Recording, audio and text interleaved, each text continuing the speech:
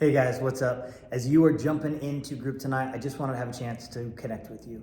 I hope you've been enjoying the series. If you're just stepping into it, welcome. It's pretty great as we're talking about really some honest things. We're living out this vision of real as we're talking a little bit about money and finances and what all that means as we talk about Jesus and the Bible. It's not always easy. I remember being a young car salesman and going through the process of selling cars and just truthfully, having grown up in the church, grown up in a ministry family, feeling guilty for making a profit.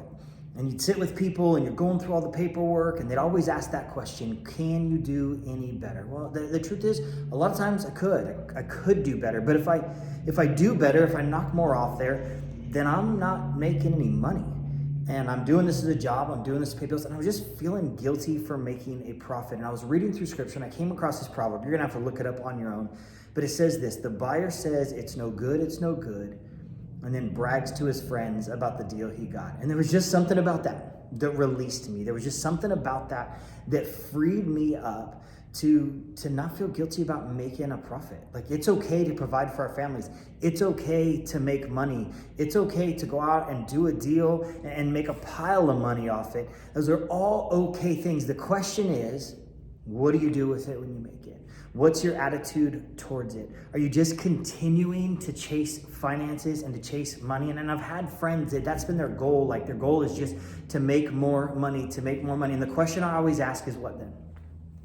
Well, I'm going to make more money so that I can pay my bills off. What then? I'm going to make more money so that I can go on this nice vacation. What then? I'm going to make more money so that I can have some freedom. What then? I'm going to make more money so that I can retire. What then? What's the end goal? If making money and stopping working is the goal, you're missing it. There's a mission to be accomplished. There's a job to be done. And you don't have to wait until you retire. You don't have to wait until you got $1 million. There are things that can be done today. That's what it means to be a steward.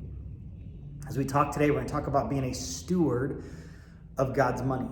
That God has given it to us. He's allowed us to have it. And what we do with it, we'll be held accountable for. And can I be honest? This verse is kind of scary. As we look at 2 Corinthians chapter 5, verse 10, it says this, we must all appear before the judgment seat of Christ, so that each one may receive what is due for what he has done in the body, whether good or evil. You realize there's going to come a point where you're going to be accountable to God for every dollar you spent, every moment of time. And he's got a mission for you. He's got a plan for you. He's got goals for you. There's work that needs to be done. There are people that need to be rescued. There's health that needs to be given. There's supplies and opportunities that can be provided. And God has called us as the men of the church to do that.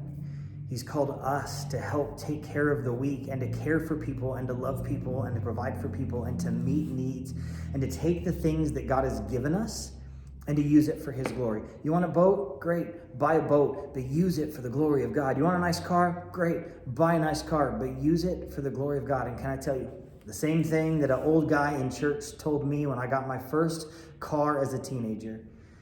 He said, just know it feels special now, but at some point, it's just going to be a car. And it did. It just became a car, and it's just going to be a house, and it's just going to be a boat.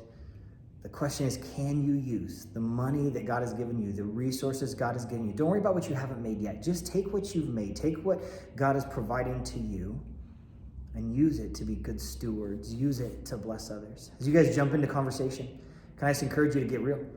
Take the time to be honest. Maybe money is just a struggle. It's just never felt like enough. Maybe you grew up in a household where there was never enough, or you grew up in a household where worship or where money was God. Just be honest with your group about that. I don't even know what this looks like.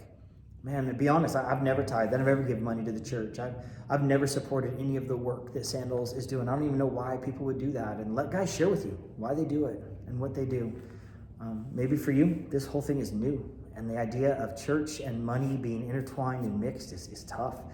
It's okay to be honest about that. This is a place where you can be real, where you can be you. But I just want you to know God has something bigger for you. He's got a mission for you. He's got a goal for you. He's got a plan for you. And he's inviting you into it. I love y'all. Have a great group.